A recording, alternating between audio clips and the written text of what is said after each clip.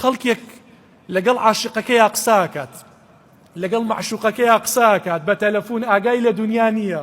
وەڵڵا ئەم سلێمانیە بڕوخی ئاگای لێ نییە. هێندە تێکەڵی ئەو خۆشەویستی و محەبەتە بووە. بابەت تۆ کە بە چرکەی سەعات کات بە کاتی سەعات ئەیژمێریت کەی مامۆسا بچێ بۆ سوژدە، کەی بچێ بۆ ڕوکوع، کەی فاتیحە تەواو کات، کەی ئەم ئاەتە درێژە تەواو کات، تاکەی بە هۆشی خۆمانە ناینەوە. کاکە ڕەنگە تەمەنت 70 ساڵ بێت، گەریمان 100 ساڵ، بەڵام لە قەبرا ملیۆنێ ساڵ زیاتر چاوەڕێ ئەەکەی خوا حەشرت کات. بە تەمای چیت؟ ومن نعمره ننكسه في الخلق.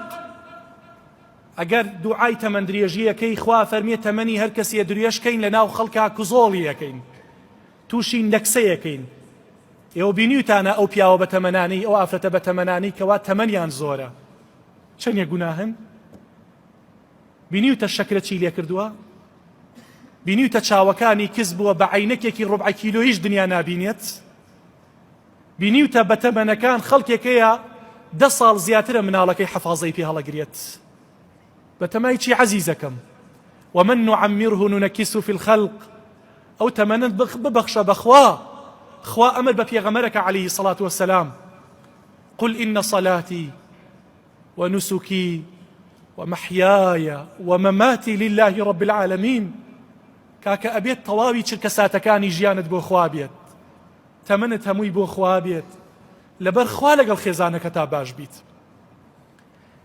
لەبەر خوا یارمەتی برایەکت بیت، لەبەر خوا لەگەڵ هاوسێکە تا باش بیت، لەبەر خوا پەروەردەی مناڵەکانت بکەیت. ئێمە وازانین پەروەردەکردنی مناڵ بەس ئەوەیە جلوبەرگی بۆ بکڕیت.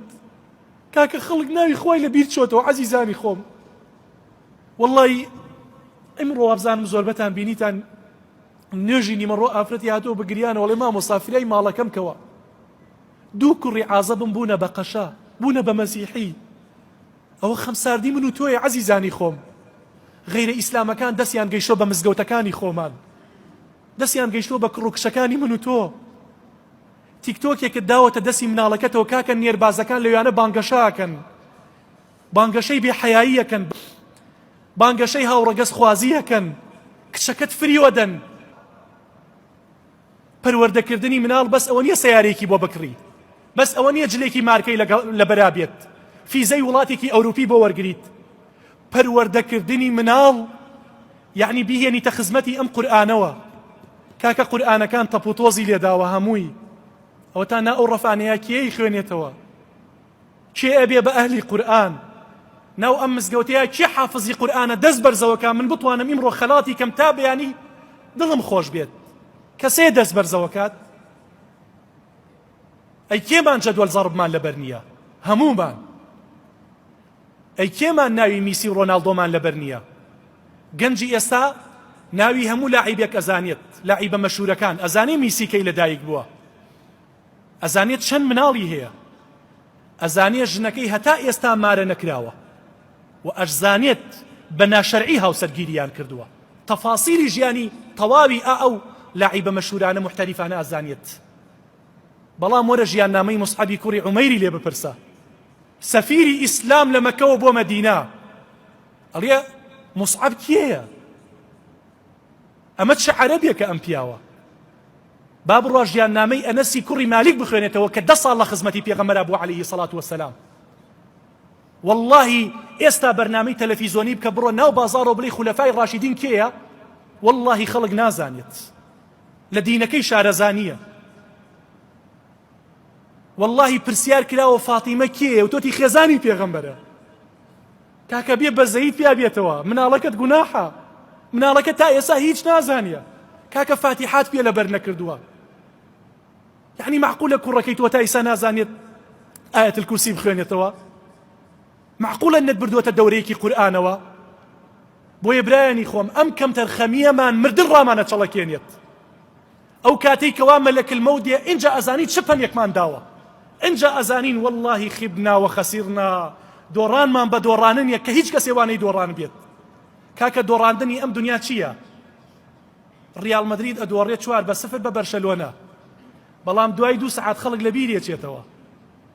ئیفلاسە یەنی لە ڕۆژێکە ساڵێکی تر هەڵ ئەزیتەوە. ژنەکەت ئەتوەریە و تەلاقی ئەدەیت لێت جیا ئەبێتەوە ساڵێکی تر ژنە هێنیتەوە، یان ژنێک بە هەمان بەعکسەوە لە پیاوەکەی جیا ئەبێتەوە 2 ساڵی تر شووە کاتەوە. ئەم دۆڕانانە کاتین، بەڵام دۆڕاندنی قیامەت ئەدها و ئەمەڕ کە وتیان فەدخولوها خالیدین بۆ هەمیشەی لە جەهەنەما بمێنەرەوە، ئیتر هیچ کەسێ شەفاعەتت بۆ ناکە. وریا بە تەمەنەکەت بۆ خوا بەڕێکە. ئەو تەمەنەی کە ماوتە چیمان ماوە لە 160 ڕۆیشتووە، من بۆ خۆم لە 165 ڕۆیشتووە، ئەگەر 70 ساڵش بژیم کورە قوڕ بەسەرم 70 ساڵ 65 لێ ڕۆیشتووە، چی ماوەتەوە؟ 135 تەمەنم ماوەتەوە، لە چی ئەسەرفیەکەیت؟ حاسبوا أنفسكم قبل أن تحاسبوا. کاکە دانیشە لە ماڵەوە ئەوەی بە دیار فەیسبوک و تیکتۆک و ئەم تۆڕە کۆمەڵایەتیانەوە دانیشە بە دیار نفسی خۆتەوە، پرسیارێ لە خۆت کە ئەرێ تۆ تا ئیسا خەریکی چیت؟ بەچیەوە مەشغوڵیت؟ کاکە وەکو بە دینەوە مەشغوڵنیت، دنیایەکی ڕێک و پێک بەڕێکە. محاسبەی نفسی خۆت کە پێشەوەی خوا محاسبەت کە. هەر کەسێ خوا محاسبەی کات یاچێت. ومن نوقش فقد هلك. خوای گەورە بکەوێتە نیقاش و حیساب لەگەڵ هەر کەسێکە، ئەو کەسە بە هیلاک ئاچێت. بۆیە عەزیزانی خۆم، ئەم چەند قسەی کردم خوا ئەزانێ زامێکە لەسەر دڵەوە بۆ جەنابتانم کرد. لعل وعسى ببێتە دەرمان بۆ ئەو برینانی کەوا هاتوۆتە هەموو ماڵەکانەوە.